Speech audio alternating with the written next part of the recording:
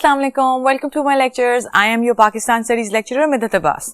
Students, still chapter 2, which is Pakistan Movement and Emergence of Pakistan. Let's move forward. देखते हैं फिर क्या हुआ. Okay. हमने कहाँ छोड़ा था? Right. We left at Constitution of 1956. That how it was made. कैसे उसके salient features थे. किस लाइट में बने, which was objective resolution. किस ईयर में वो पास हुई, जल्दी से बताइए. यस, 1956. उसके बाद उसकी abrogation. It took 9 long years, 9 साल लगे उस कॉन्स्टिट्यूशन को अप्रूव होने में. इसमें आप ये भी अंदाजा लगा सकते हैं कि पाकिस्तान के पास लीडरशिप कैसे चेंज हुई, या पॉलिटिकल इंस्टेबिलिटी, या लैक ऑफ लीडरशिप, या अदर रीजंस एज वेल, क्योंकि पाकिस्तान एक नया नया कंट्री था. उन चीजों की वजह से एक फ्रेमवर्क बनते बनते इतने साल लग गए. फिर उसके बाद 2 साल 7 महीने वो इन प्लेस रही, इन इफेक्ट रही, और उसके बाद जनरल मोहम्मद अयूब खान ने उसको एब्रोगेट किया, उसको खत्म किया इन अक्टूबर 1958, क्योंकि 1959 से the reign of Ayub Khan started. But there was this minor thing which we did not discuss. जब पाकिस्तान और इंडिया की पार्टीशन हुई, in 2 independent states were formed, तब हम जिक्र कर रहे थे कुछ प्रिंसली स्टेट्स का, कि कश्मीर, जूनागढ़, मनावद, सवात, बहावलपुर, ये कुछ ऐसी प्रिंसली स्टेट्स थी जो कि सब कॉन्टिनेंट में तो थी, लेकिन वो ऑटोनमस थी, मतलब उनको आज़ादी थी, वो खुद मुख्तियार थी और अपने डिसीजंस खुद रहती थी, अपना स्टेटस वो एंजॉय करती थी. देन जब पार्टीशन की गई, तो according to 3 June plan 1947, they were given the right to go with और एफिलिएट विद ईदर पाकिस्तान और इंडिया. उनको ये हक दिया गया कि या तो वो आज़ाद भी रह सकती हैं, या वो पाकिस्तान या इंडिया किसी में से एक को चूज करके उसके साथ एफिलिएट या उसके साथ ज्वाइन कर सकती हैं. अब चलिए देखते हैं कि इन स्टेट्स में क्या सिनेरियो था, क्या इनकी ज्योग्राफिकल लोकेशन थी, और कैसे इन्होंने एफिलिएट किया with either of the country. सबसे पहले state of Jammu and Kashmir, आज तक की हमारी हिस्ट्री में सबसे कॉन्ट्रोवर्शियल प्रिंसली स्टेट, जिसका अब तक कोई डिसीजन नहीं हो सका. सो इसकी location north of Pakistan. Before moving ahead, आप अपने बोर्ड पे मैप देखिए कश्मीर का, ताकि आपको कश्मीर के पोजीशन का आइडिया हो कि पाकिस्तान और इंडिया के दरमियान ये जगह कैसे डिवाइडेड है, या इसकी जो जियोग्राफिकल डिमार्केशन है, या इसकी जो बाउंड्री है वो कैसे ड्रॉन है. आप क्लियरली एलओसी भी देख रहे होंगे, लाइन ऑफ कंट्रोल. चलिए, अब लोकेशन आपको जैसे कि नजर आया, पाकिस्तान के टॉप पे नॉर्थ ऑफ पाकिस्तान थी. रूलर इसका था राजा हरी सिंह. जो पॉपुलेशन थी, it was Muslim majority area. Since it was Muslim majority area, तो ऑब्वियसली वहां के लोगों की ख्वाहिश थी कि उनको पाकिस्तान के साथ कंबाइन कर दिया जाए. हाउएवर, असल में ऐसा हुआ नहीं. क्यों? क्योंकि when given the right to affiliate, Hari Singh signed for India. Hari Singh ने उस वक्त क्या किया कि वो ही फ्लेड टू इंडिया, वो भाग के इंडिया चला गया, और वहां जाके उसने ये चीज साइन कर दी कि against the wishes of its people, it is very important to consider कि ये सब कुछ उन लोगों की जो वहां रहते थे उनकी विशेज और विल्स के अगेंस्ट हुआ. So against the wishes of people, Hari Singh ने असेशन जो है, ये जो उनका एफिलिएशन थी, वो इंडिया के साथ अनाउंस कर दी, जिससे लोग बिल्कुल भी खुश नहीं थे.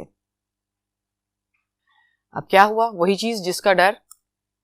1948 में, क्योंकि डॉक्यूमेंटेड ये डॉक्यूमेंट्स पे साइन हरी सिंह ने किया था accession for India, India sent troops to capture Jammu and Kashmir.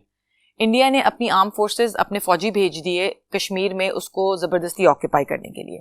लेकिन ऐसा नहीं हो सका. क्यों? क्योंकि जो कश्मीरी मुजाहिदीन थे, उन्होंने ऐसा होने नहीं दिया.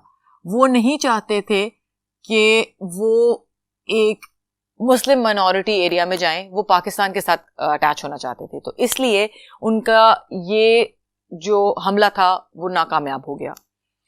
फिर नाकामयाब होने के बाद इंडिया ने यूएन की इन्वॉल्वमेंट कराई. इंडिया ने यूएन को दरमियान में घसीटा, और उनकी इन्वॉल्वमेंट से सीज फायर हुआ. सीज फायर इज कि उनको हथियार डालने पड़े और वॉर खत्म करनी पड़ी, कश्मीरी मुजाहिदीन को भी और इंडिया को भी. और फिर अनाउंस किया गया प्लेबिसाइट. प्लेबिसाइट क्या होता है? प्लेबिसाइट होता है वोटिंग. यूएन ने अनाउंस किया कि कश्मीर में वोटिंग होल्ड की जाए, और इस वोटिंग से डिसाइड किया जाए कि कश्मीर इंडिया के साथ जाएगा या पाकिस्तान के साथ. However, this plebiscite was never held. India ने ऐसा होने नहीं दिया, क्योंकि ऑब्वियसली अगर ऐसा होता तो मुस्लिम मेजॉरिटी एरिया था, it would have gone to Pakistan.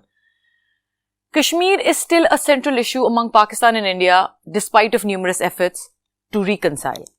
Reconcile is कि इस चीज पे डिसीजन हो जाए या किसी चीज पे वो आमादा हो जाए कि कश्मीर पाकिस्तान का हिस्सा बन जाए. अब कश्मीर की जो करंट स्टेटस है, it is divided between India and Pakistan somehow, जहां वन चंक, क्योंकि कश्मीर का अपना प्राइम मिनिस्टर है, इज ऑटोनमस.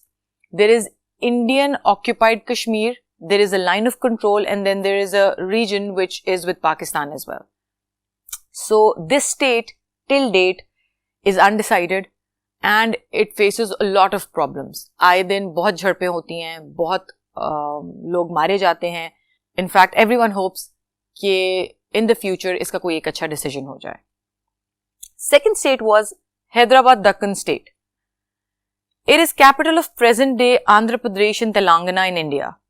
इंडिया की ये सदर्न स्टेट्स हैं, आंध्र प्रदेश और तेलंगाना.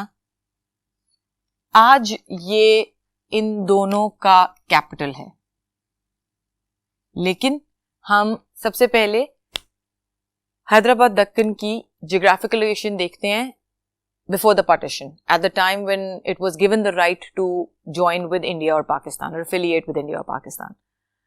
राइट.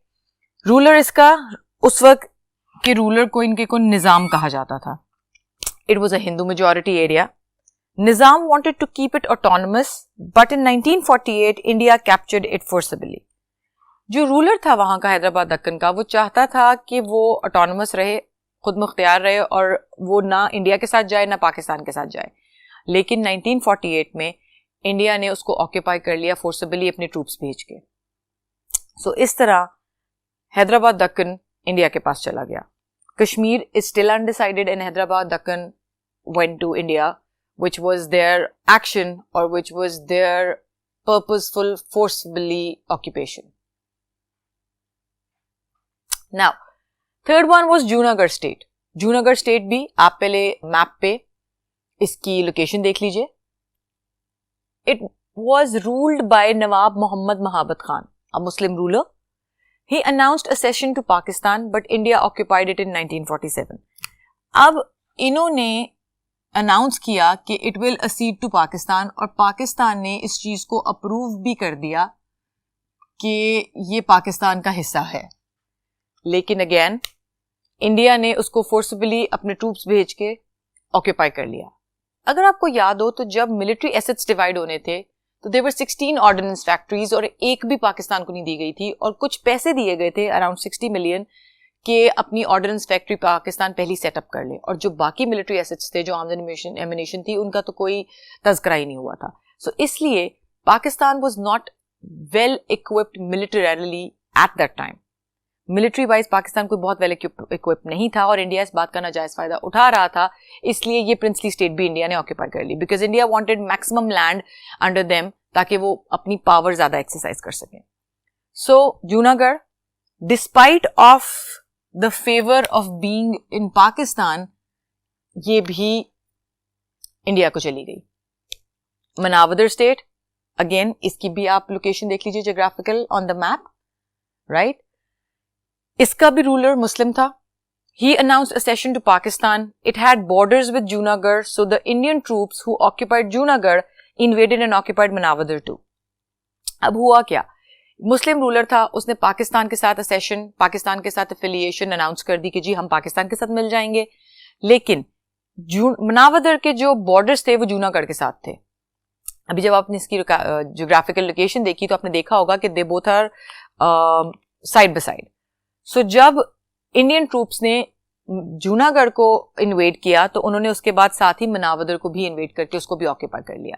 सो इस तरह फोर्सिबली तीसरी स्टेट इंडिया के पास चली गई. कश्मीर अनडिसाइडेड, यहां आपने देखा हैदराबाद दक्कन, वो भी ऑक्यूपाई किया फोर्सिबली, जूनागढ़ भी और मनावदर भी.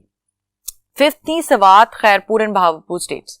ये तीन स्टेट्स आप जियोग्राफिकल लोकेशन पे देखिए इनकी साइज और इनकी जगह. सो दे एफिलिएटेड विद पाकिस्तान, इन्होंने पाकिस्तान के साथ एफिलिएट किया, अप्रूव हुए और ये पाकिस्तान का हिस्सा बन गए. Last, they were tribal areas. Tribal areas are spread over an area of 27,220 square kilometers. Tribal areas, अब आप geographical location 20 की देखें मैप पे, इसकी जो एरिया था वो था 27,220 स्क्वायर किलोमीटर. अच्छा एरिया था, बड़ा. दे वर गवर्न्ड बाय फेडरल गवर्नमेंट. ये आए पाकिस्तान के रूल के अंडर, लेकिन इन्होंने बहुत सालों तक फेडरल गवर्नमेंट के अंदर गुजारा and it was different from the other 4 provinces.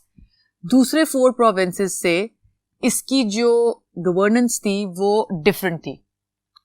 If you remember reading the word FATA, federally administered tribal areas. Constitution Pakistan की क्या थी? फेडरल थी with provincial governments as well. Republic था, राइट? रिपब्लिक है.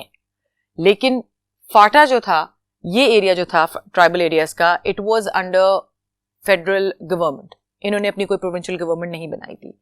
2018 में दे मर्ज्ड इनटू खैबर पख्तूनख्वा. 2018 में ये मर्ज हो गए खैबर पख्तूनख्वा के साथ और अब ये प्रोविंस का हिस्सा है. So they are no more federally administered tribal areas. They are a part of Khyber Pakhtunkhwa now. So ये आपने देखा कि ये almost कोई 6 princely states थी, जिनमें से कश्मीर अब तक अनडिसाइडेड है. हैदराबाद, दक्कन, जूनागढ़, मनावदर को जबरदस्ती इंडिया ने अपने कंट्रोल में किया. उसके बाद सवात, बहावलपुर, खैरपुर ये पाकिस्तान के हिस्से आई और उसके बाद ये ट्राइबल एरियाज भी पाकिस्तान में आए. ये जियोग्राफिकल डिमार्केशन कंप्लीट हो गई जब ये असेशन हो गई. अब नेक्स्ट लेक्चर में हम यहाँ से आगे बढ़ेंगे और हम देखेंगे कि जब जनरल मोहम्मद अयूब खान ने एब्रोगेट किया 56 की कॉन्स्टिट्यूशन को तो फर्दर आगे हमने कैसे मूव किया. तब तक के लिए अल्लाह हाफिज.